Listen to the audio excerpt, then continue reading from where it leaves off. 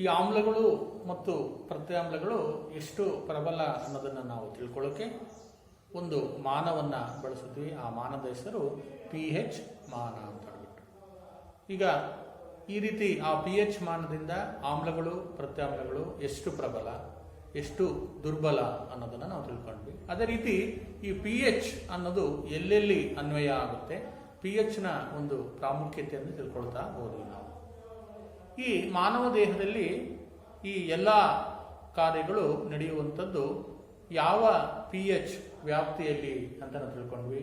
ಅದು 7ರಿಂದ 7.8 ವ್ಯಾಪ್ತಿಯಲ್ಲಿ ಈ ಮಾನವ ದೇಹದಲ್ಲಿ ಎಲ್ಲ ಕಾರ್ಯಗಳು ನಡೀತವೆ ಅಂತ.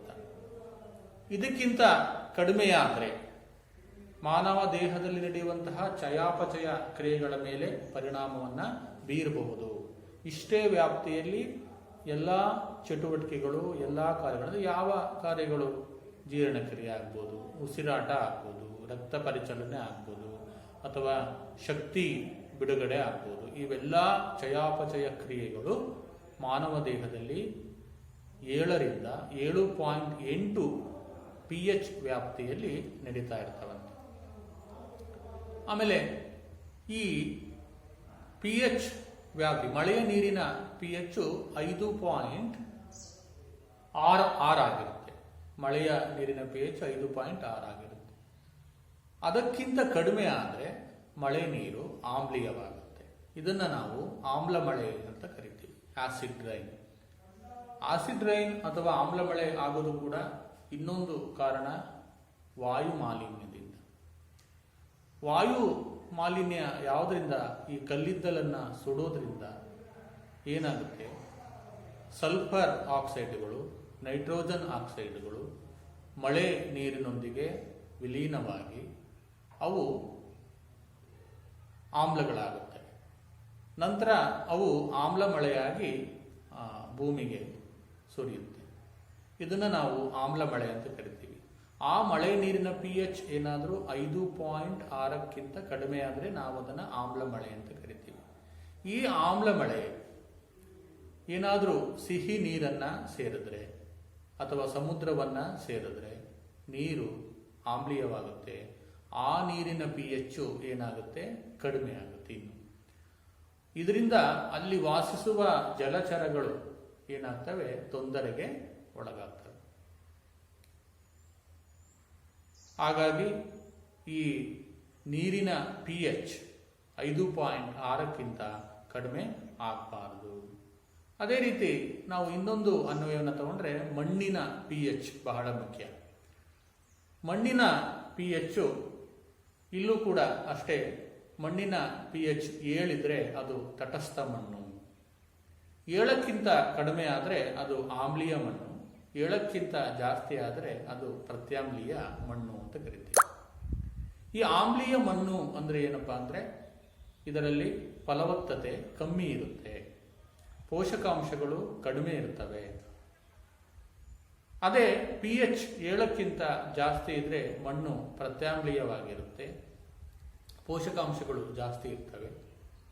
ಹಾಗಾದರೆ ಯಾವ ಮಣ್ಣು ಈ ಬೆಳೆ ಬೆಳೆಯಲು ಸೂಕ್ತ ಅಂತ ನಾವು ತಗೊಂಡ್ರೆ ಈ 7ಕ್ಕಿಂತ ತಟಸ್ಥ ಮತ್ತು ತಟಸ್ಥಕ್ಕಿಂತ ಜಾಸ್ತಿ pH ಇರುವಂಥ ಮಣ್ಣು ಬೆಳೆಗೆ ಸೂಕ್ತವಾಗುತ್ತೆ. ನಿಮಗೆಲ್ಲ ಗೊತ್ತಿರೋ ಹಾಗೆ ಮಣ್ಣಿನ ಪರೀಕ್ಷೆಯನ್ನು ಮಾಡಿಸ್ತಾರೆ ಅಲ್ವಾ?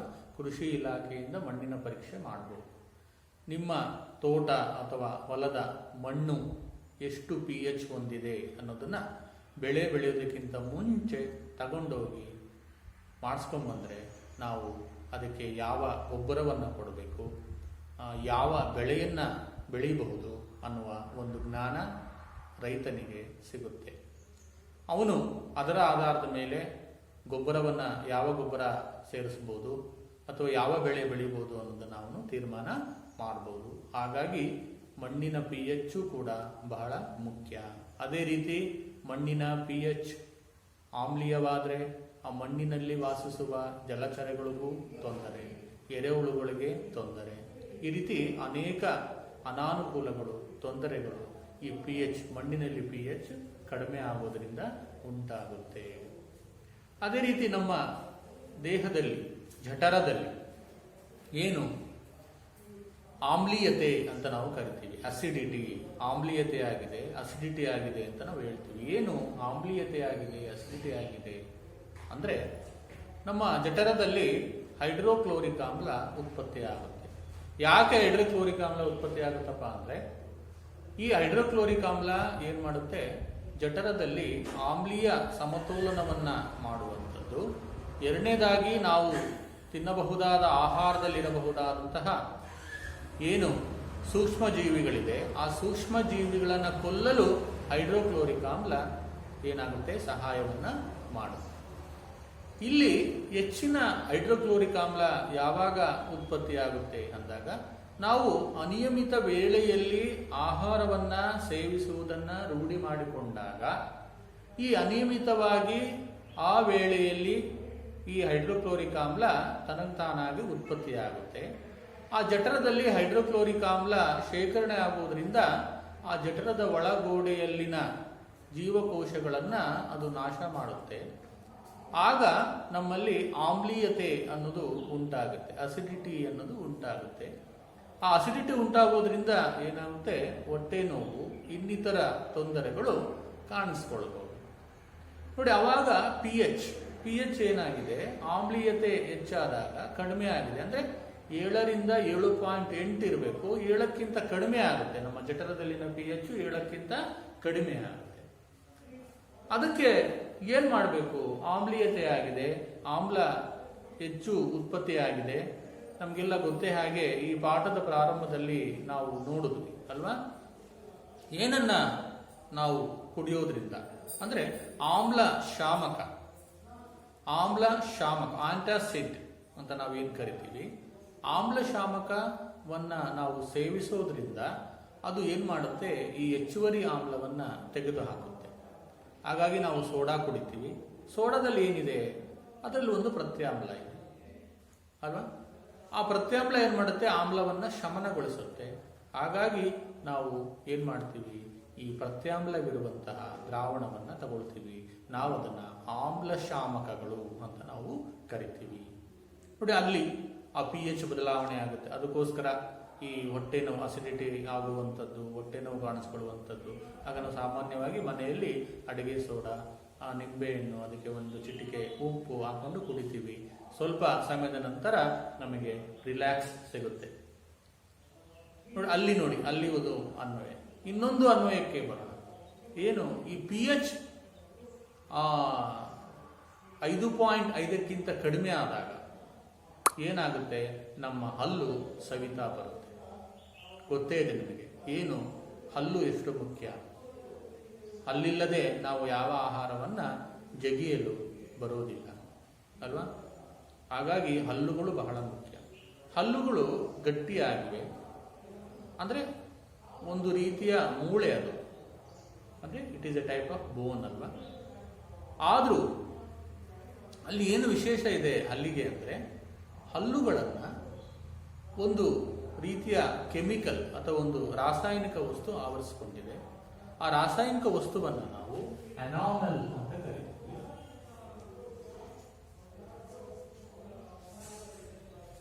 ಆ ರಾಸಾಯನಿಕ ವಸ್ತುವನ್ನ ಎನಾಮಲ್ ಅಂತ ನಾವು ಕರಿತೀವಿ. ಏನಪ್ಪಾ ಎನಾಮಲ್ ಅಂದ್ರೆ, ನಮ್ಮ ದೇಹದಲ್ಲಿ ಅತಿ ಹೆಚ್ಚು ಗಟ್ಟಿ ಪದಾರ್ಥ, ನಮ್ಮ ದೇಹದಲ್ಲೇ ಇರುವ ಅತ್ಯಂತ ಹೆಚ್ಚು ಗಟ್ಟಿ ಪದಾರ್ಥ ಅಂದ್ರೆ ಎನಾಮಲ್. ಇದು ಹಲ್ಲನ್ನು ಆವರಿಸಿಕೊಂಡಿರುತ್ತೆ. ಹಲ್ಲನ್ನು ಯಾಕೆ ಇದು ಆವರಿಸಿಕೊಂಡಿರುತ್ತೆ,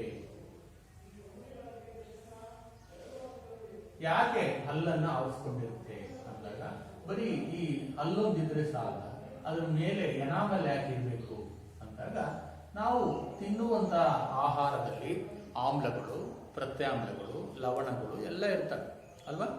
ಅವು ಏನ್ ಮಾಡ್ಬೋದು, ಈ ಬರೀ ಹಲ್ಲಿದ್ರೆ ಅವನ್ನ ಸವಿತಕ್ಕೆ ಒಳ ಮಾಡ್ಬೋದು, ಸವಿಸ್ಬಿಡ್ತಾರೆ, ಕರುತ್ತಾ ಬರುತ್ತದೆ. ಯಾಕೆ, ಟೀ ಕುಡಿತೀವಿ, ಅದರಲ್ಲೂ ಆಮ್ಲ ಇದೆ, ಕೆಮಿಕಲ್ಸ್ ಇರುತ್ತೆ. ಸಾರು, ಅನ್ನ ಸಾರು, ಅದರಲ್ಲೂ ಕೆಮಿಕಲ್ಸ್ ಇರುತ್ತೆ. ಹುಳಿ ತಿಂತೀವಿ, ಅಲ್ಲೂ ಉಪ್ಪು ತಿಂತೀವಿ. ಇವೆಲ್ಲವೂ ಕೂಡ ಏನ್ ಮಾಡ್ತವೆ, ಈ ಎನಾಮಲ್ ಇಲ್ಲ ಅಂದ್ರೆ ಹಲ್ಲನ್ನು ಸವಿಸ್ತಾ ಬರ್ಬೋದು. ಅವಾಗ ಸೌದೋಗ್ಬಿಟ್ಟು ಹಲ್ಲುಗಳು ಉದುರೋಗ್ಬಿಡ್ಬೋದು. ಅದಕ್ಕೋಸ್ಕರ ಎನಾಮಲ್ ಎಂಬ ಒಂದು ಸಿಮೆಂಟ್ನಂತಹ ಪದಾರ್ಥ ಆ ಹಲ್ಲುಗಳನ್ನು ಆವರಿಸ್ಕೊಂಡಿರುತ್ತೆ. ಈ ಎನಾಮಲ್ ನಾವು ಹುಳಿ ತಿಂದರೆ, ಉಪ್ಪು ತಿಂದರೂ ಏನೂ ತೊಂದರೆಯನ್ನು ಮಾಡೋದಿಲ್ಲ. ಯಾವಾಗ ಈ ಬಾಯಿಯಲ್ಲಿ pH 5.5ಕ್ಕಿಂತ ಕಡಿಮೆ ಆಗ್ಬೋದು ಮಕ್ಕಳೇ ಅಂದಾಗ ಎನಾಮೆಲ್ ಸೌದೋಗಿರುತ್ತೆ. ನಾವು ಊಟ ಮಾಡಿರ್ತೀವಿ, ಊಟ ಮಾಡಿದಾಗ ಏನಾಗಿರುತ್ತೆ, ಆಮ್ಲಗಳು, ಈ ಪ್ರತ್ಯಾಮ್ಲಗಳು ಎಲ್ಲ ಏನಾಗ್ತವೆ, ಬಾಯಲ್ಲಿ ನಾವು ಸರಿಯಾಗಿ ಮುಕ್ಕಳಿಸ್ಲಿಲ್ಲ ಅಂದರೆ ಆ ಎನಾಮಲ್ನೆಲ್ಲ ಸವಿಸ್ತಾ ಬರ್ತವೆ. ಆವಾಗ ಬಾಯಿಯ pH ಏನಾಗುತ್ತೆ, ಕಡಿಮೆ ಆಗ್ತಾ ಬರುತ್ತೆ. ಆಗ ಏನಾಗುತ್ತೆ, ಎನಾಮಲ್ ಕರಗಿ ಹಲ್ಲುಗಳು ಸವಿತಾ ಬರ್ಬೋದು.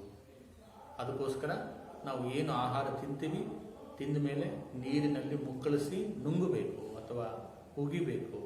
ಇದರಿಂದ ನಾವು ತಿಂದಂಥ ಆಹಾರ ಬಹಳ ಹೊತ್ತು ಬಾಯಲ್ಲಿ ಇರೋದಿಲ್ಲ.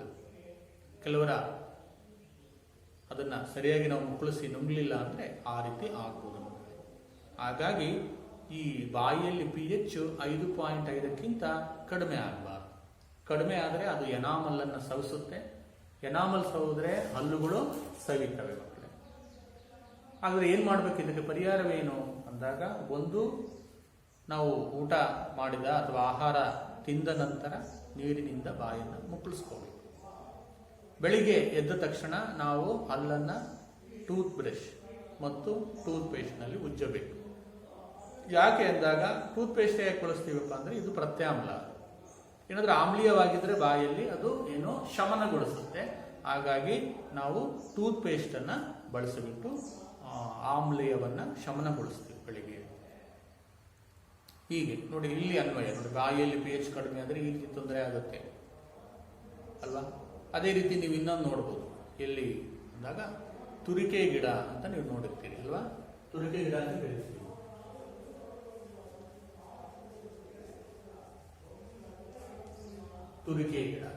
ತುರಿಕೆ ಗಿಡ ಅದರ ಎಲೆಗಳಲ್ಲಿ ಮುಳ್ಳಿರುತ್ತೆ. ಅದೇನಾದ್ರೂ ಮುಟ್ಟಿದ್ರೆ ನಮಗೆ ಕಡತ ಅಥವಾ ನವೆ ಶುರುವಾಗುತ್ತೆ ಅಲ್ವಾ. ಅದನ್ನು ನಾವು ತುರಿಕೆ ಗಿಡ ಅಂತ ನಾವು, ಇದು ಒಂದು ಮೂಲಿಕೆ, ಅಂದರೆ ಗಿಡಮೂಲಿಕೆ ಸಸ್ಯ ಇದೆ. ಸಾಮಾನ್ಯವಾಗಿ ಈ ಕಾಡುಗಳಲ್ಲಿ, ಹೆಚ್ಚು ಮಳೆ ಬೀಳುವ ಪ್ರದೇಶಗಳಲ್ಲಿ ಇದು ಬೆಳೀತಾ ಇರುತ್ತೆ. ಈ ತುರಿಕೆ ಗಿಡಕ್ಕೆ ಮುಳ್ಳಿನ ಏರುತ್ತಪ್ಪ. ಯಾಕೆ ಆ ತುರಿಕೆ ಉಂಟಾಗುತ್ತೆ? ಅದಕ್ಕೆ ಕಾರಣ ಏನಪ್ಪಾ ಅಂದ್ರೆ ಒಂದು ಆಮ್ಲ ಕಾರಣ. ಆ ಆಮ್ಲದ ಹೆಸರು ಏನಪ್ಪಾ ಅಂದ್ರೆ ಮೆಥನೋಯಿಕ್ ಆಮ್ಲ.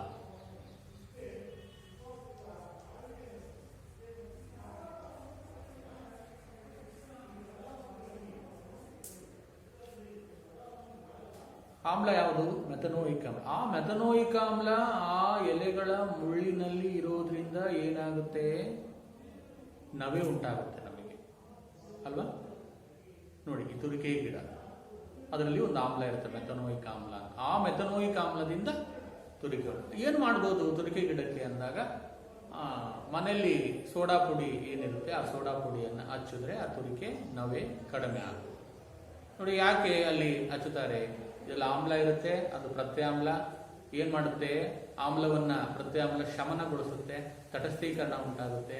ಹಾಗಾಗಿ ಆ ತುರಿಕೆ ಗಿಡ ನಾವು ಮುಟ್ಟಿದಾಗ ನಾವು ಸೋಡಾ ಪುಡಿಯನ್ನು ನಾವು ಹಚ್ಚಬೇಕಾಗುತ್ತೆ. ಈ ಯಾಕೆ ಅಡುಗೆ ಸೋಡಾ ಅನ್ನೋದು ಒಂದು ಸೌಮ್ಯ ಪ್ರತ್ಯಾಮ್ಲ. ಆ ಸೌಮ್ಯ ಪ್ರತ್ಯಾಮ್ಲ ಆಗಿರೋದ್ರಿಂದ, ಸೌಮ್ಯ ಅಂದ್ರೆ ಹೆಸರಲ್ಲ, ಅದು ಸೌಮ್ಯ ಅಂದ್ರೆ ಸಾಫ್ಟ್ ಆಗಿರೋದು ಅಂತ. ಹಚ್ಚುವುದರಿಂದ ಆ ನವೆ ಅಥವಾ ತುರಿಕೆ ಏನು ಕಡಿಮೆ ಆಗಬಹುದು.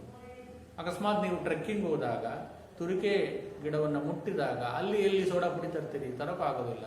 ಆದರೆ ಅದರ ಮಗ್ಗುಲಲ್ಲೇ ಒಂದು ಗಿಡ ಬೆಳೆದಿರುತ್ತಂತೆ, ಕಾರ್ಡ್ ಸಸ್ಯ ಅಂತ ಹೇಳ್ಬಿಟ್ಟು. ಕಾರ್ಡ್ ಸಸ್ಯ ಅಂತ ಹೇಳ್ಬಿಟ್ಟು ಈ ಒಂದು ಡಾಗ್ ಸಸ್ಯ, ಕಾರ್ಡ್ ಸಸ್ಯ ಅಲ್ಲ, ಡಾಗ್ ಸಸ್ಯ.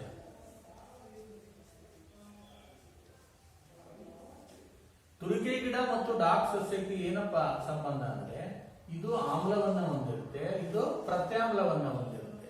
ನಾವು ತುರಿಕೆ ಗಿಡ ಮುಟ್ಟಿದಾಗ ಅದರ ಪಕ್ಕದಲ್ಲಿ ಇರುವ ಡಾಗ್ ಸಸ್ಯವನ್ನು ತೆಗೆದು ನಾವು ಅದಕ್ಕೆ ಹಚ್ಕೊಂಡ್ರೆ ಅದು ಏನಾಗುತ್ತೆ, ನವೆ ಅಥವಾ ತುರಿಕೆ ಕಡಿಮೆ ಆಗುತ್ತಂತೆ. ನೋಡಿ, ಎಷ್ಟು ಪ್ರಕೃತಿ ವಿಸ್ಮಯ ಅಲ್ವಾ. ಅದ್ರ ಮಗ್ಗುಲಲ್ಲಿ ಬೆಳೆದಿರುತ್ತಂಥದ್ದು ಡಾಗ್ ಸಸ್ಯಗಳು ತುರಿಕೆ ಸಸ್ಯದ ಮಗ್ಲಲ್ಲೇ ಬೆಳೆದಿರೋದು. ಅಂದ್ರೆ ನಮಗೆ ಅದನ್ನ ಐಡೆಂಟಿಫೈ ಮಾಡಬೇಕು, ಯಾವುದಪ್ಪ ಈ ಡಾಗ್ ಸಸ್ಯ ಯಾವುದು ಅಂತ ತಗೊಂಡು ಅಲ್ಲಿ ಇದು ಮಾಡಿಕೊಂಡ್ರೆ ನಮಗೆ ಶಮನ ಆಗುತ್ತೆ. ಈ ರೀತಿ ಪ್ರಕೃತಿಯೇ ನಮಗೆ ಕೆಲವು ಏನು ಪರಿಹಾರೋಪಾಯಗಳನ್ನ ಕೊಟ್ಟಿರುತ್ತೆ ಅಲ್ವಾ. ಆ ಮೆಥನೋಯಿಕ್ ಆಮ್ಲ ಇದು ಪ್ರತ್ಯಾಮ್ಲವನ್ನು ಹೊಂದಿರುತ್ತೆ, ಅದು ಶಮನಗೊಳಿಸುತ್ತೆ ಅಲ್ವಾ. ಈ ರೀತಿ ನೋಡಿ, pH ನ ಅನ್ವಯಗಳು ಬಹಳ ಮುಖ್ಯ. ನಾನು ಹೇಳ್ತಾ ಬಂದೆ ಅಲ್ವಾ. ನಮ್ಮ ದೇಹದಲ್ಲಿ 7ರಿಂದ 7.8 pH ವ್ಯಾಪ್ತಿಯಲ್ಲಿ ಎಲ್ಲಾ ಕಾರ್ಯಗಳು ನಡೀಬೇಕು. ಮಳೆ ನೀರಿನ pH 5.6ಕ್ಕಿಂತ ಕಡಿಮೆ ಆದರೆ ಅದು ಆಮ್ಲ ಮಳೆ ಆಗುತ್ತೆ. ಆಮ್ಲ ಮಳೆಯಿಂದ ಏನು ತೊಂದರೆ? ಅದು ನೀರನ್ನು ಸೇರಿದಾಗ ಜಲಚರಗಳಿಗೆ ತೊಂದರೆ ಆಗುತ್ತೆ. ಅದೇ ರೀತಿ ಮಣ್ಣಿನ pH 7ಕ್ಕಿಂತ ಕಡಿಮೆ ಆಗಬಾರ್ದು ಅಲ್ವಾ. ಮಣ್ಣಿನ pH ವ್ಯಾಪ್ತಿ 7ಕ್ಕಿಂತ ಜಾಸ್ತಿನೇ ಇರಬೇಕು. ಅದೇ ರೀತಿ ಜಠರದಲ್ಲಿ pH ಕಡಿಮೆ ಆದಾಗ ಏನಾಗುತ್ತೆ? ನಾವು ಆಮ್ಲಶಾಮಕವನ್ನು ಯಾಕೆ ತಗೊಳ್ಬೇಕು? ಆಮೇಲೆ ಬಾಯಿಯಲ್ಲಿ pH 5.5ಕ್ಕಿಂತ ಕಡಿಮೆ ಆಗಬಾರ್ದು. ಇದರಿಂದ ಏನು ತೊಂದರೆ ಆಗುತ್ತೆ? ಹಲ್ಲಿನ ಎನಾಮಲ್ ಸವಿದು ಹೋಗುತ್ತೆ. ಎನಾಮಲ್ ಹೋದಾಗ ಹಲ್ಲು ಕೂಡ ಸವಿದು ಹೋಗ್ತವೆ ಅಲ್ವಾ. ತುರಿಕೆ ಗಿಡದಲ್ಲಿ ಮೆಥನೋಯಿಕ್ ಆಮ್ಲ ಇರುತ್ತೆ, ಅದು ತುರಿಕೆಯನ್ನು ಉಂಟು ಮಾಡುತ್ತೆ. ಅದಕ್ಕೆ ನಾವು ಏನು ಸೌಮ್ಯ ಪ್ರತ್ಯಾಮ್ಲವಾದ ಅಡಿಗೆ ಸೋಡವನ್ನು ಹಚ್ಚಿದಾಗ ಅದು ಕಡಿಮೆ ಮಾಡುತ್ತೆ ಅಂತ ನಾವು ತಿಳ್ಕೊಂಡಿದ್ದೀವಿ. ಈಗ ನಾವು ಈ ನಿಸರ್ಗದಲ್ಲಿ ಲಭ್ಯವಿರುವಂತಹ ಕೆಲವು ಆಮ್ಲಗಳು ಯಾವುವು, ಯಾವ ನಾವು ತಿನ್ನುವಂತಹ ಆಹಾರ ಅಥವಾ ಇನ್ನಿತರೆ ವಸ್ತುಗಳಲ್ಲಿ ಯಾವ ಆಮ್ಲಗಳಿವೆ ಅನ್ನೋದನ್ನು ನಾವೀಗ ತಿಳ್ಕೊಳ್ಳೋಣ.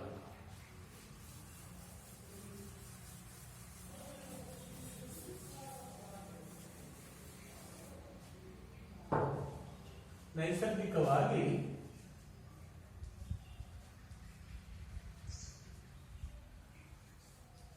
ದೊರಕುವ ಆಮ್ಲಗಳು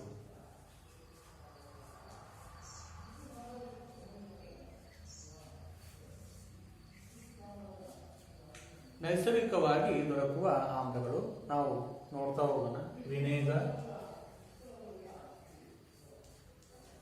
ವಿನೇಗರ್, ಕಿತ್ತಳೆ, ಹುಣಸೆ,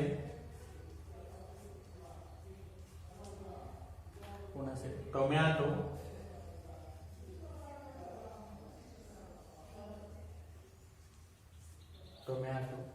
ಮೊಸರು,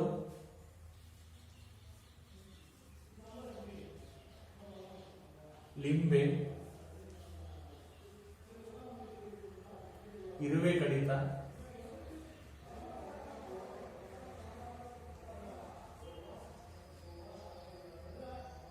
ತುರಿಕೆ ಎಲೆ ಕಡಿತ,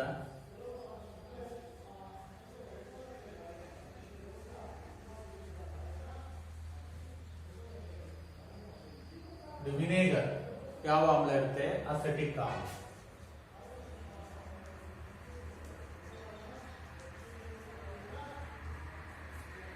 ಕಿತ್ತಳೆ ಯಾವ ಆಮ್ಲ ಇರುತ್ತೆ? ಸಿಟ್ರಿಕ್ ಆಮ್ಲ.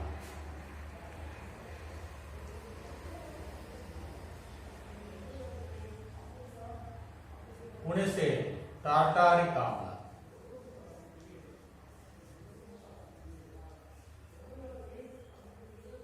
ಟೊಮೊಟೊ ಆಕ್ಸಾಲಿಕ್ ಆಮ್ಲ.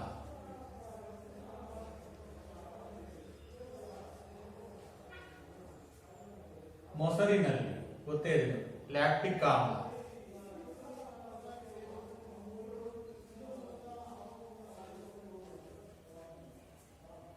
ಲಿಂಬೆ ಮತ್ತೆ ಸಿಟ್ರಿಕ್ ಆಮ್ಲ, ಇದರಲ್ಲೂ ಸಿಟ್ರಿಕ್ ಆಮ್ಲ. ಇರುವೆ ಕಡಿತದಲ್ಲಿ ಮೆಥನೋಯಿಕ್ ಆಮ್ಲ ಇರುತ್ತೆ.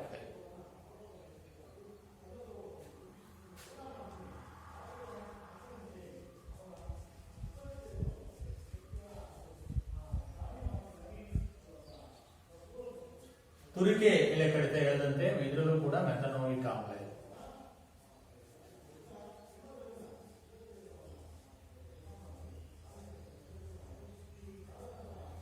ನೋಡಿ, ನೈಸರ್ಗಿಕವಾಗಿ ದೊರೆಯುವಂತಹ ಆಮ್ಲಗಳು ವಿನೇಗರ್ನಲ್ಲಿ ಅಸೆಟಿಕ್ ಆಮ್ಲ ಇರುತ್ತೆ, ಕಿತ್ತಳೆಯಲ್ಲಿ ಸಿಟ್ರಿಕ್ ಆಮ್ಲ, ಹುಣಸೆಹಣ್ಣಿನಲ್ಲಿ ಟಾರ್ಟಾರಿಕ್ ಆಮ್ಲ ಇರುತ್ತೆ, ಟೊಮೊಟೊದಲ್ಲಿ ಆಕ್ಸಾಲಿಕ್ ಆಮ್ಲ, ಮೊಸರಿನಲ್ಲಿ ಲ್ಯಾಕ್ಟಿಕ್ ಆಮ್ಲ, ಲಿಂಬೆ ಹಣ್ಣಿನಲ್ಲಿ ಸಿಟ್ರಿಕ್ ಆಮ್ಲ, ಇರುವೆ ಕಡಿತದಲ್ಲಿ ಮೆಥನೋಯಿಕ್ ಆಮ್ಲ ಮತ್ತು ತುರಿಕೆ ಎಲೆ ಕಡಿತದಲ್ಲಿ ಮೆಥನೋಯಿಕ್ ಆಮ್ಲ. ನಾವು ಹೇಳಿದ್ವಿ ತುರಿಕೆ ಎಲೆ ಕಡಿತದಲ್ಲಿ ಸೌಮ್ಯ ಈ ಸೋಡಾ, ಅಡಿಗೆ ಸೋಡಾವನ್ನು ಹಚ್ಚಬೇಕು ಅಂತ. ಹಂಗೆ ಇರುವೆ ಕಡಿದಾಗಲೂ ಕೂಡ ನಾವು ಹಚ್ಚಬಹುದಲ್ವಾ, ಯಾಕೆ ಮೆಥನೋಯಿಕ್ ಆಮ್ಲ ಇದೆ, ಅದೇ ಅನ್ವಯವನ್ನು ನಾವಲ್ಲಿ ಮಾಡಬಹುದು ಮಕ್ಕಳೇ ಅಲ್ವಾ. ಈ ರೀತಿ ನೈಸರ್ಗಿಕವಾಗಿ ಈ ಆಮ್ಲಗಳು ದೊರೆಯುತ್ತವೆ ಮಕ್ಕಳೇ. ಈಗ next ಲವಣಗಳು.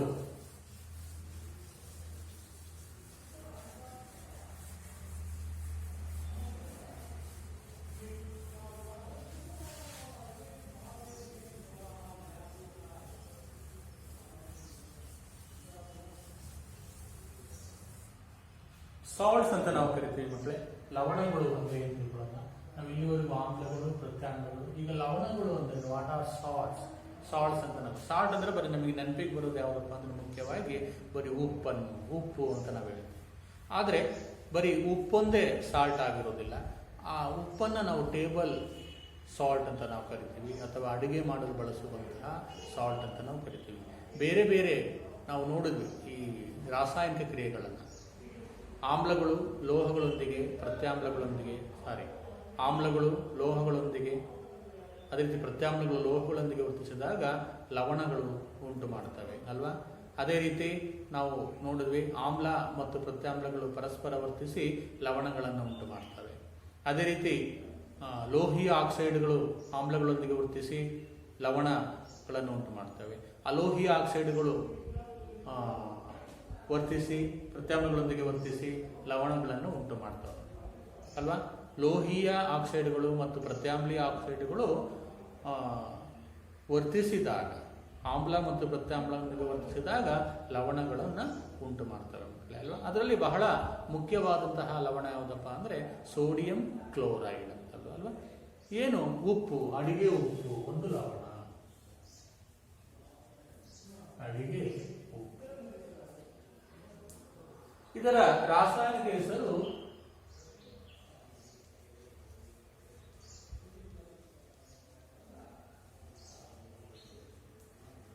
Sodium chloride.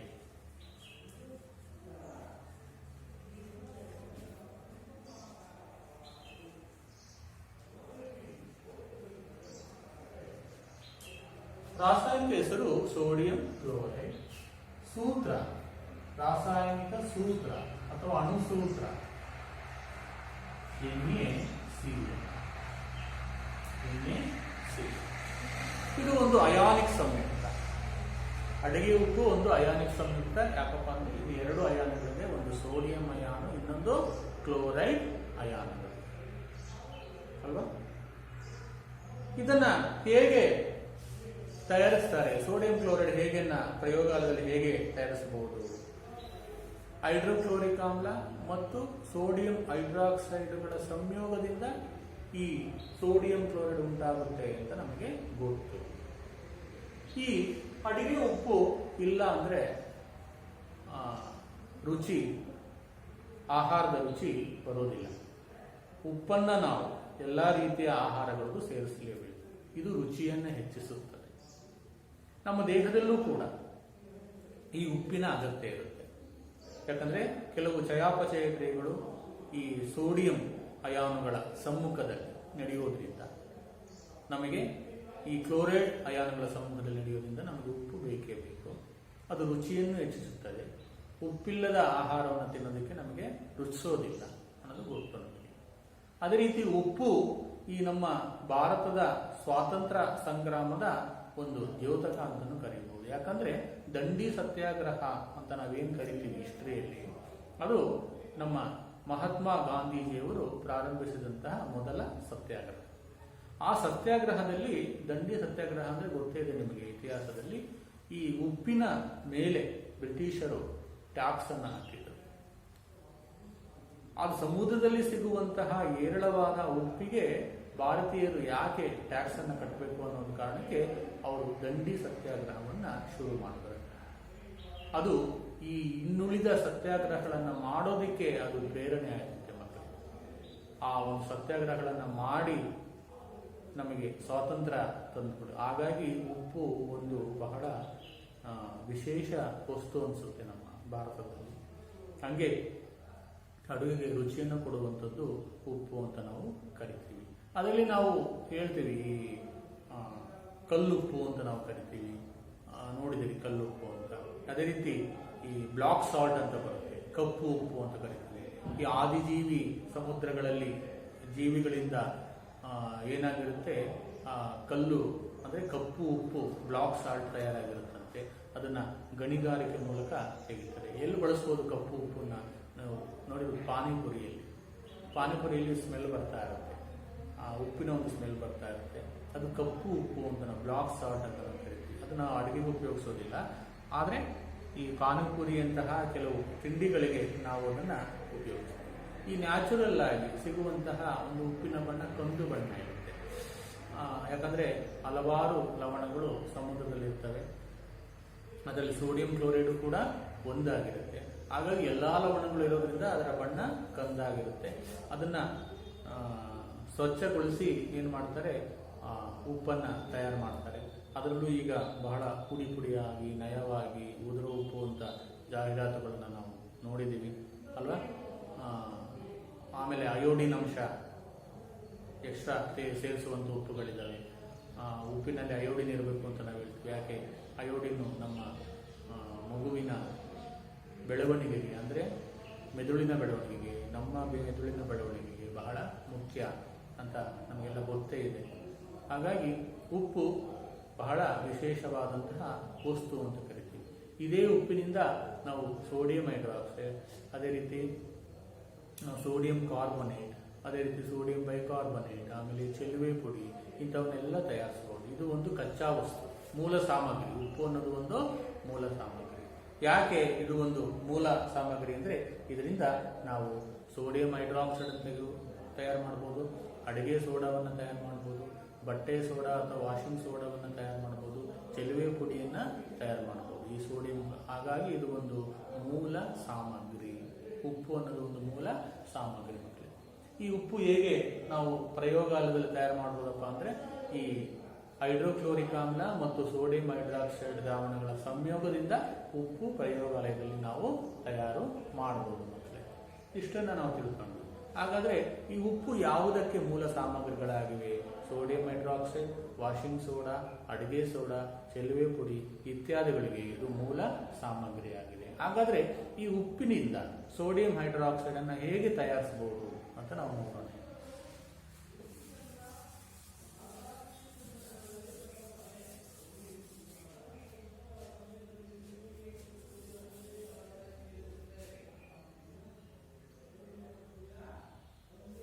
ಕ್ಲೋರ್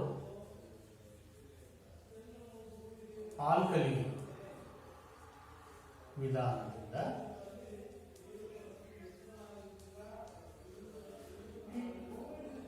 sodium hydroxide ತಯಾರಿಕೆ.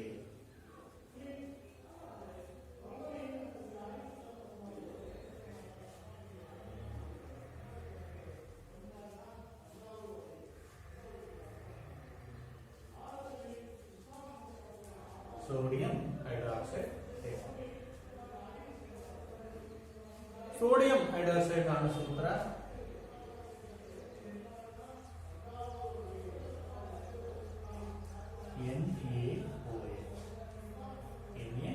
ಸೋಡಿಯಂ ಹೈಡ್ರಾಕ್ಸೈಡ್ ಅಂತ ನಾವು ಈ ಸೋಡಿಯಂ ಹೈಡ್ರಾಕ್ಸೈಡ್ ಅನ್ನ ಈ ಸೋಡಿಯಂ ಕ್ಲೋರೈಡ್ ಅಂದ್ರೆ ಉಪ್ಪಿನಿಂದ ಹೇಗೆ ತಯಾರಿಸಬಹುದು? ಆ ವಿಧಾನ ಯಾವುದಪ್ಪ ಅಂದ್ರೆ ಕ್ಲೋರ್ ಆಲ್ಕಲಿ ವಿಧಾನ.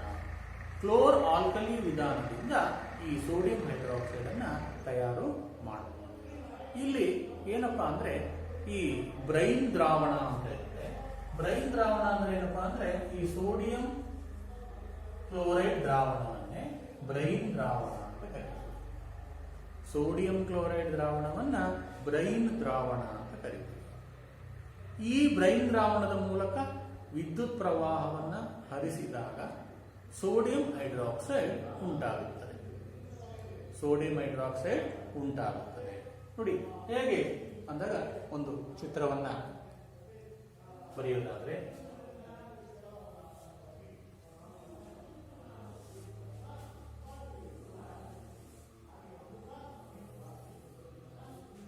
ಒಂದು ರಫ್ ಆಗಿ ಒಂದು ಚಿತ್ರವನ್ನು ಬರೀತಾ ಇದ್ದೀನಿ.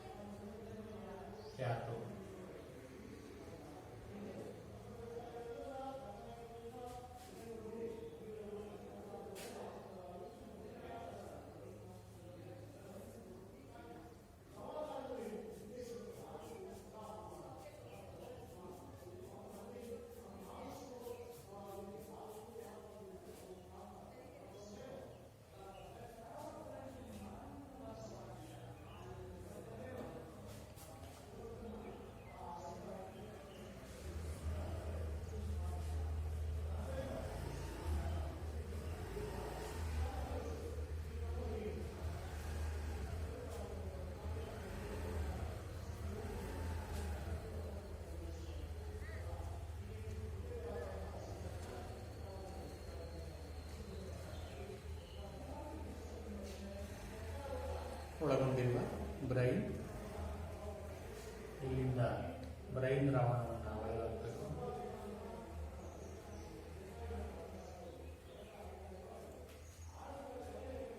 ಇಲ್ಲಿ ಕ್ಲೋರಿನ್ ಬಿಡುಗಡೆ ಆಗುತ್ತೆ, Cl2.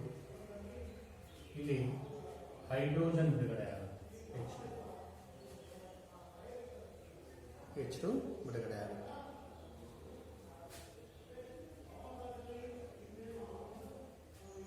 ನೋಡಿ, ನಾವು ಈ ವಿಧಾನವನ್ನ ಕ್ಲೋರ್ ಆಲ್ಕಲಿ ವಿಧಾನ ಅಂತ ಕರಿತೀವಿ. ಈ ಕ್ಲೋರ್ ಆಲ್ಕಲಿ ವಿಧಾನ ಅಂದ್ರೆ ಈ ಸೋಡಿಯಂ ಕ್ಲೋರೈಡ್ನ ಜಲೀಯ ದ್ರಾವಣದ ಮೂಲಕ ವಿದ್ಯುತ್ ಪ್ರವಾಹವನ್ನ ಹರಿಸಿದಾಗ ಅದು ವಿಭಜನೆ ಹೊಂದ್ಬಿಟ್ಟು ಸೋಡಿಯಂ ಹೈಡ್ರಾಕ್ಸೈಡ್ ಅನ್ನ ಉಂಟು ಮಾಡುತ್ತದೆ. ಈ ಕ್ಲೋರಿನ್ ಉತ್ಪನ್ನದಿಂದ ಕ್ಲೋರ್, ಅದೇ ರೀತಿ ಈ ಸೋಡಿಯಂ ಹೈಡ್ರಾಕ್ಸೈಡ್ ಕ್ಷಾರ ಉತ್ಪನ್ನದಿಂದ ಆಲ್ಕಲಿ ಎಂಬ ಪದಗಳನ್ನು ತಗೊಂಡು ಇದನ್ನ ಕ್ಲೋರ್ ಆಲ್ಕಲಿ ವಿಧಾನ ಅಂತ ಕರೀತಾರೆ. ಇಲ್ಲಿ ಒಟ್ಟು 3 ಉತ್ಪನ್ನಗಳು ಬಿಡುಗಡೆ ಆಗ್ತವೆ ಈ ಒಂದು ಕ್ಲೋರ್ ಆಲ್ಕಲಿ ವಿಧಾನದಲ್ಲಿ. ಒಂದು ಸೋಡಿಯಂ ಹೈಡ್ರಾಕ್ಸೈಡ್ ಉತ್ಪತ್ತಿ ಆಗುತ್ತೆ, ಇನ್ನೊಂದು ಹೈಡ್ರೋಜನ್ ಅನಿಲ ಉತ್ಪತ್ತಿ ಆಗುತ್ತೆ, ಇನ್ನೊಂದು ಕ್ಲೋರಿನ್ ಅನಿಲ ಉತ್ಪತ್ತಿ ಆಗುತ್ತೆ.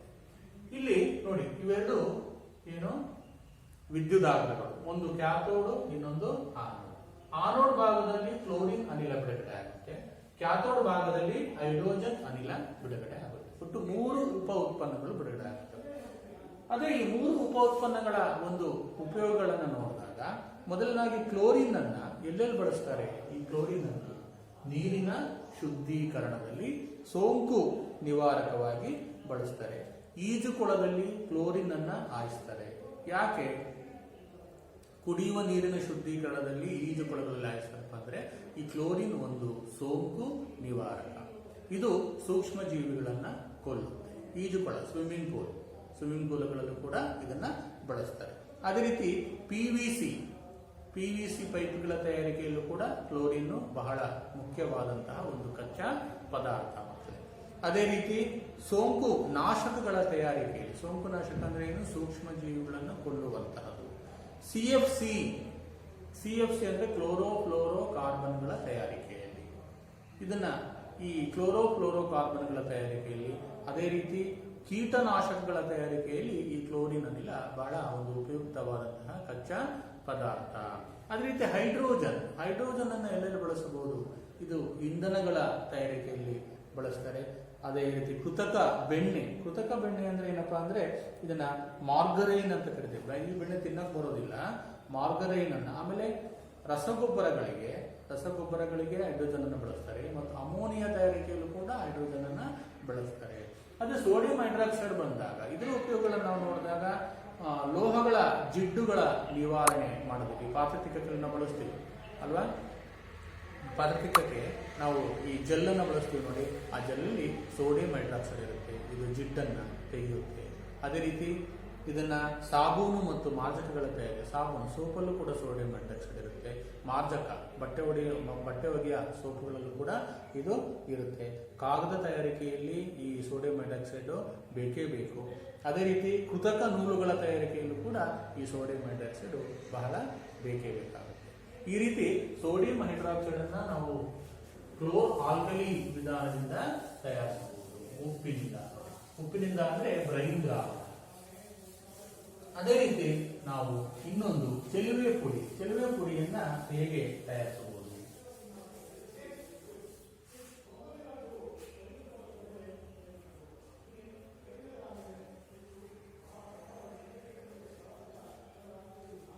ಅಥವಾ ಇದನ್ನ ನಾವು ಬ್ಲೀಚಿಂಗ್ ಪೌಡರ್ ಅಂತ ಕರಿತೀವಿ.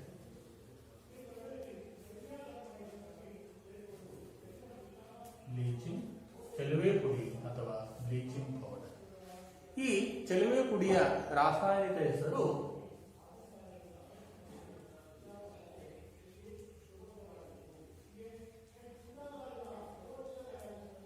Calcium oxychloride.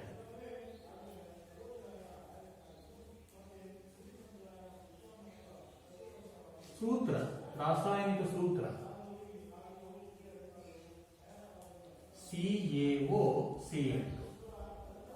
CaOCl2 ಇದರ ರಾಸಾಯನಿಕ ಸೂತ್ರ ನೋಡಿ.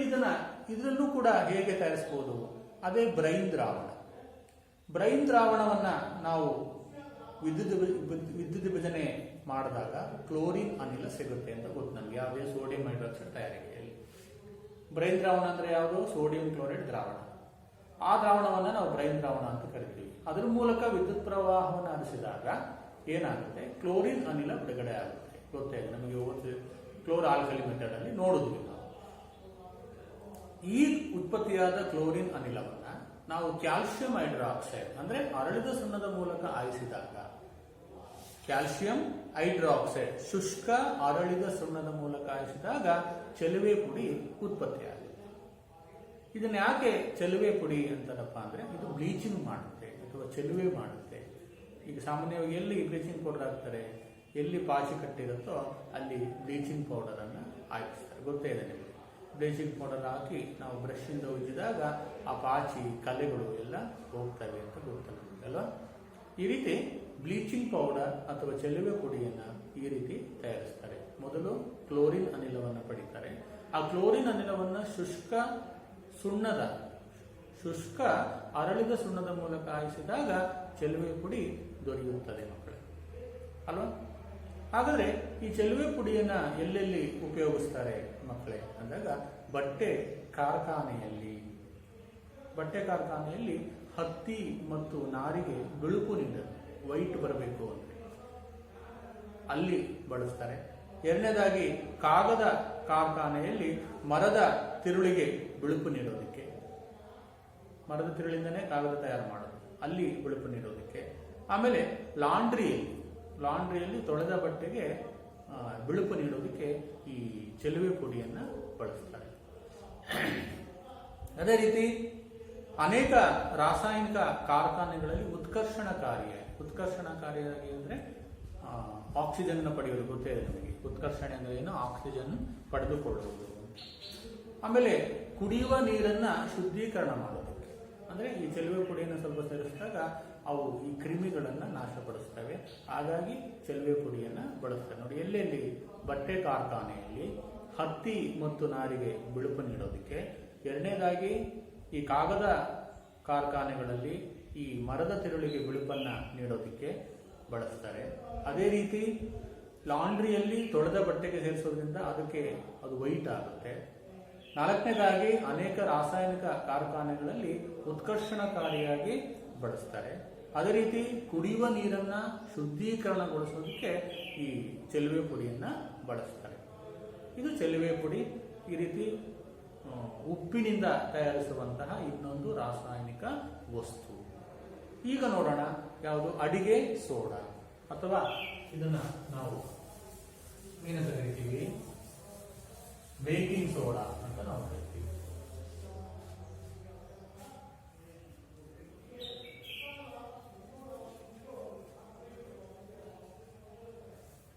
ಇದರ ರಾಸಾಯನಿಕ ಹೆಸರು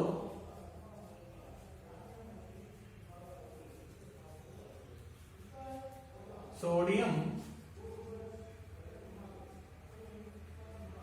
ಹೈಡ್ರೋಜನ್ ಕಾರ್ಬೊನೇಟ್.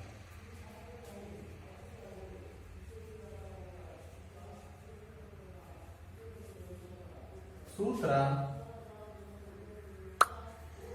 NaHCO. ಸಾಮಾನ್ಯ ಹೆಸರು ಅಡಿಗೆ ಸೋಡಾ ಅಂತ ನಾವು ಕರಿತೀವಿ. ಈ ಅಡಿಗೆ ಸೋಡಾ ಗೊತ್ತೇ ಇದೆ, ನಾವು ಮನೆಯಲ್ಲಿ ಅಡಿಗೆ ಸೋಡಾವನ್ನ ಸಾಮಾನ್ಯವಾಗಿ ಬಳಸ್ತಾ ಇರ್ತೀವಿ ಮಕ್ಕಳೇ. ಈ ನಿಮ್ಮ ಮನೆಯಲ್ಲಿ ನಿಮ್ಮ ತಾಯಿ ಈ ರುಬ್ಬಿಟ್ಟ ದೋಸೆ ಮತ್ತು ಇಡ್ಲಿಗೆ ಒಂದು ಚಿಟಿಕೆ ಅಡಿಗೆ ಸೋಡಾ ಬಳಸ್ತಾರೆ, ಬೋಂಡ ಮಾಡುವಾಗ ಒಂದು ಚಿಟಿಕೆ ಹಾಕ್ತಾರೆ ಅಲ್ವಾ. ಇನ್ನಿತರ ಅಥವಾ ಬನ್ಗಳನ್ನು ಮಾಡುವಾಗ ಈ ಅಡಿಗೆ ಸೋಡಾ ಬೇಕೇ ಬೇಕು. ಯಾಕೆ ಅಡಿಗೆ ಸೋಡಾವನ್ನ ಹಾಕ್ತಾರೆ ಅಂದಾಗ, ಅವು ಮೆತ್ತಗೆ ಬರಬೇಕು ಅಂದರೆ, ಸಾಫ್ಟಾಗಿ ಬರಬೇಕು ಅಂದರೆ ಅಡಿಗೆ ಸೋಡಾವನ್ನ ಹಾಕಲೇಬೇಕು ಮಕ್ಕಳು. ಇಲ್ಲಾಂದ್ರೆ ಅವು ಸಾಫ್ಟಾಗಿ ಬರೋದಿಲ್ಲ, ಗಟ್ಟಿಯಾಗಿ ಬರುತ್ತೆ. ದೋಸೆ ಇಡ್ಲಿ ತಿನ್ನಕ್ಕಾಗೋದಿಲ್ಲ, ಗೊತ್ತೇ ಇದೆ. ಈ ಅಡಿಗೆ ಸೋಡಾ ಅದೇ ರೀತಿ ಬೇಕರಿಗಳಲ್ಲಿ ಬೇಕಿಂಗ್ ಪುಡಿ ಅಂತ ಬಳಸ್ತಾರೆ. ಆ ಬೇಕಿಂಗ್ ಪುಡಿಯಲ್ಲಿ ಈ ಅಡಿಗೆ ಸೋಡಾ ಮತ್ತು ಈ ಟಾಟಾರಿಕ್ ಆಮ್ಲ ಇವುಗಳ ಒಂದು ಉತ್ಪನ್ನ ಮಿಶ್ರಣದಿಂದ ಬೇಕಿಂಗ್ ಪುಡಿಯನ್ನು ತಯಾರು ಮಾಡಿರ್ತಾರೆ. ಅಲ್ಲಿ ಆ ಬೇಕಿಂಗ್ ಪುಡಿ ಹೆಸರಲ್ಲಿ ಸೋಡಿಯಂ ಹೈಡ್ರೋಜನ್ ಟಾಟರೇಟ್ ಅಂತ ಹೇಳ್ಬಿಟ್ಟು, ಸೋಡಿಯಂ ಹೈಡ್ರೋಜನ್ ಕಾರ್ಬೊನೇಟ್ ಅಥವಾ ಟಾಟರೇಟ್ ಅಂತ ನಾವು ಕರಿತೀವಿ. ಈ ಮಿಶ್ರಣದಲ್ಲಿ ಬೇಕಿಂಗ್ ಪುಡಿ ಅಲ್ಲಿ ಬೇಕರಿಗಳಲ್ಲಿ ಕೇಕ್ ಮತ್ತು ಬ್ರೆಡ್ ತಯಾರಿಕೆಗೆ ಅಲ್ಲಿ ಬಳಸ್ತಾರೆ. ಯಾಕೆ ಇಲ್ಲೆಲ್ಲ ಬಳಸ್ತಾರಪ್ಪ ಅಂದ್ರೆ, ಅವು ಬೇಕರಿಗಳಲ್ಲಿ ಅದನ್ನು ಬಳಸೋದ್ರಿಂದ ಬ್ರೆಡ್ ಮತ್ತು ಕೇಕು ಮೆತ್ತಗಾಗುತ್ತೆ, ಉಬ್ಬುತ್ತೆ. ಮನೆಯಲ್ಲಿ ದೋಸೆ ಇಡ್ಲಿ ಉಬ್ಬುತ್ತೆ, ಮೆತ್ತಗಾಗುತ್ತೆ. ಬೋಂಡ ಅಥವಾ ಬನ್ನು ಇದು ಉಬ್ಬುತ್ತೆ ಅಥವಾ ಮೆತ್ತಗಾಗುತ್ತೆ. ಹಾಗಾಗಿ ಅಡಿಗೆ ಸೋಡಾವನ್ನ ಬಳಸ್ತಾರೆ. ಈ ಅಡಿಗೆ ಸೋಡಾದ ರಾಸಾಯನಿಕ ಹೆಸರು ಸೋಡಿಯಂ ಹೈಡ್ರೋಜನ್ ಕಾರ್ಬೊನೇಟ್. ಸೂತ್ರ NaHCO3 ಅಂತ. ಇದನ್ನ ಹೇಗೆ ತಯಾರಿಸೋದು ಹೇಗೆ ಅಂದಾಗ, ಇದರ ತಯಾರಿಕೆಯಲ್ಲಿ ಈ ಸೋಡಿಯಂ ಕ್ಲೋರೈಡ್ ನ ಒಂದು ಕಚ್ಚಾ ವಸ್ತುವಾಗಿ ಬಳಸ್ತಾರೆ. ಸೋಡಿಯಂ ಕ್ಲೋರೈಡ್ ಇದನ್ನ ತಯಾರು ಮಾಡುವಂಥದ್ದು. ಈ ಸೋಡಿಯಂ ಕ್ಲೋರೈಡ್ ನಿಂದ ಈ ಅಡಿಗೆ ಸೋಡಾವನ್ನ ಪಡ್ಕೊಳ್ತಾರೆ. ಇದರ ಉಪಯೋಗಗಳನ್ನ ನಾವು ನೋಡ್ತಾ ಹೋದ್ವಿ ಅಲ್ವಾ, ಎಲ್ಲೆಲ್ಲಿ ಇದನ್ನ ಬಳಸ್ತಾರೆ ಅಂತ ಹೇಳ್ಬಿಟ್ಟು. ಒಂದನೇದಾಗಿ ಬೇಕರಿಗಳಲ್ಲಿ ಬೇಕಿಂಗ್ ಪುಡಿ ಅಂತ ಬಳಸ್ತಾರೆ. ಈ ಬೇಕಿಂಗ್ ಪುಡಿ ಅನ್ನೋದು ಅಡಿಗೆ ಸೋಡಾ ಮತ್ತು ಸೋಡಿಯಂ ಹೈಡ್ರೋಜನ್ ಕಾರ್ಬೊನೇಟ್ಗಳ ಒಂದು ಮಿಶ್ರಣ. ಅಲ್ಲಿ ಬ್ರೆಡ್ ಮತ್ತು ಕೇಕ್ ತಯಾರಿಕೆಯಲ್ಲಿ ಬಳಸ್ತಾರೆ. ಅಲ್ಲಿ ಇದಕ್ಕೆ ಉಷ್ಣ ಕೊಟ್ಟಾಗ ಕಾರ್ಬನ್ ಡೈಆಕ್ಸೈಡ್ ಬಿಡುಗಡೆ ಆಗುತ್ತೆ. ಆ ಬಿಡುಗಡೆ ಆದ ಕಾರ್ಬನ್ ಡೈಆಕ್ಸೈಡ್ ಆ ಬ್ರೆಡ್ ಮತ್ತು ಕೇಕ್ ಅನ್ನ ಮೆತ್ತಗಾಗಿಸುತ್ತೆ ಮಕ್ಕಳೇ. ಎರಡನೇದಾಗಿ ಈ ಅಡಿಗೆ ಸೋಡಾವನ್ನ ಆಮ್ಲಶಾಮಕ ಆಂಟಾಸಿಡ್ ಅಂತ ನಾವು ಕರಿತೀವಿ ಅಲ್ವಾ. ಹೆಚ್ಚುವರಿ ಆಮ್ಲವನ್ನ ಇದು ಜಠರದಲ್ಲಿ ತೆಗೆದುಹಾಕುತ್ತೆ ಮಕ್ಕಳೇ. ಅದೇ ರೀತಿ ಈ ಬೆಂಕಿ ಆರಿಸುವಂತಹ ಸೋಡಾ ಆಸಿಡ್ ಉಪಕರಣಗಳಲ್ಲೂ ಕೂಡ ಇದನ್ನ ಬಳಸ್ತಾರೆ. ಅಲ್ಲಿ ಆ ಕಾರ್ಬನ್ ಡೈಆಕ್ಸೈಡ್ ಉತ್ಪತ್ತಿ ಆಗುತ್ತೆ. ಆ ಕಾರ್ಬನ್ ಡೈಆಕ್ಸೈಡ್ ಇಂದ ಬೆಂಕಿಯನ್ನ ನಂದಿಸಬಹುದು, ಅಲ್ಲಿ ಉಪಯೋಗಿಸ್ತಾರೆ. ಅದೇ ರೀತಿ ಇನ್ನೊಂದು ಈ ಉಪ್ಪಿನಿಂದ ತಯಾರುವಂಥದ್ದು ಯಾವುದು, ವಾಷಿಂಗ್ ಸೋಡಾ ಅಥವಾ ಬಟ್ಟೆ ಸೋಡಾ. ಈ ವಾಷಿಂಗ್ ಸೋಡಾ ಮತ್ತು ಬಟ್ಟೆ ಸೋಡಾವನ್ನು ಕೂಡ ತಯಾರು ಮಾಡ್ತಾರೆ ಮಕ್ಕಳೇ. ಅದೇ ರೀತಿ ಪ್ಲಾಸ್ಟರ್ ಆಫ್ ಪ್ಯಾರಿಸ್ ಅಂತ ಇನ್ನೊಂದು ವಸ್ತುವನ್ನ ಉಪಯೋಗಿಸ್ತಾರೆ. ಈ ಪ್ಲಾಸ್ಟರ್ ಆಫ್ ಪ್ಯಾರಿಸ್ ಅನ್ನ ಎಲ್ಲೆಲ್ಲಿ ಬಳಸ್ತಾರೆ ಗೊತ್ತೇ ಇದೆ. ಮೂಳೆ ಮುರಿತದ ಸುತ್ತ ಸಿಮೆಂಟ್ ಕಟ್ಟೋದಕ್ಕೆ, ಆಮೇಲೆ ಹಲ್ಲಿನ ಮಾದರಿಗಳನ್ನು ತಯಾರಿಸೋದಕ್ಕೆ, ಈ ಜೀವಿ ನಮೂನೆಗಳ ಮಾದರಿಗಳನ್ನು ತಯಾರಿಸೋದಕ್ಕೆ ಈ ಪ್ಲಾಸ್ಟರ್ ಆಫ್ ಪ್ಯಾರಿಸ್ ಅನ್ನ ಬಳಸ್ತಾರೆ.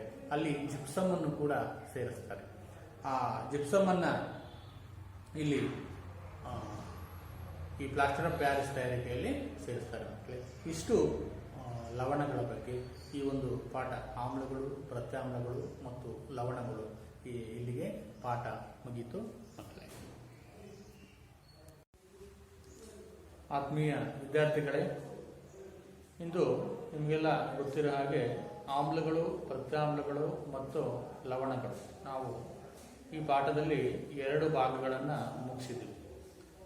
ಅದೇ ರೀತಿ ಇವತ್ತು ನಾವು ಈ ಪಾಠದ ಒಂದು 3ನೇ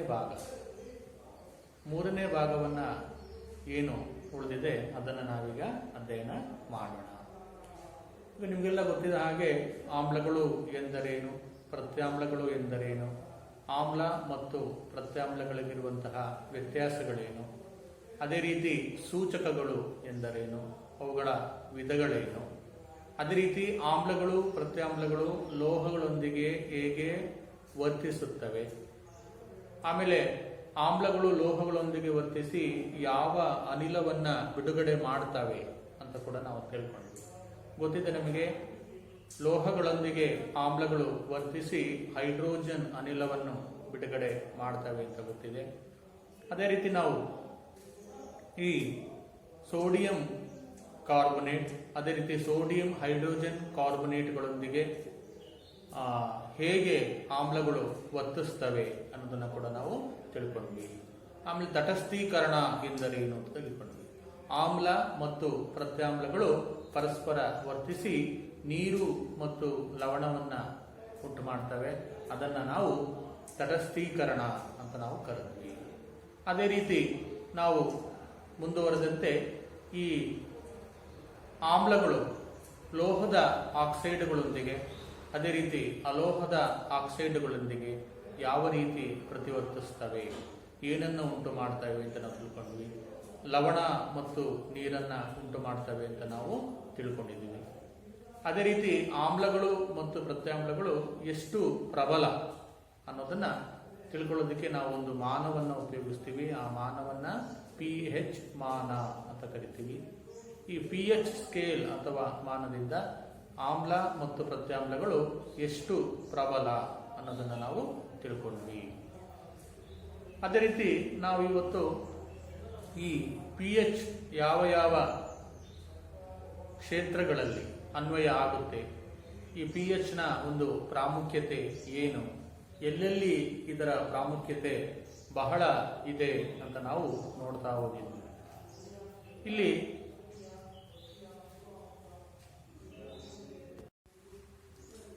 ಆತ್ಮೀಯ ವಿದ್ಯಾರ್ಥಿಗಳೇ, ಇಂದು ನಿಮಗೆಲ್ಲ ಗೊತ್ತಿರೋ ಹಾಗೆ ಆಮ್ಲಗಳು, ಪ್ರತ್ಯಾಮ್ಲಗಳು ಮತ್ತು ಲವಣಗಳು ನಾವು ಈ ಪಾಠದಲ್ಲಿ 2 ಭಾಗಗಳನ್ನು ಮುಗಿಸಿದ್ದೀವಿ. ಅದೇ ರೀತಿ ಇವತ್ತು ನಾವು ಈ ಪಾಠದ ಒಂದು 3ನೇ ಭಾಗವನ್ನು ಏನು ಉಳಿದಿದೆ ಅದನ್ನು ನಾವೀಗ ಅಧ್ಯಯನ ಮಾಡೋಣ.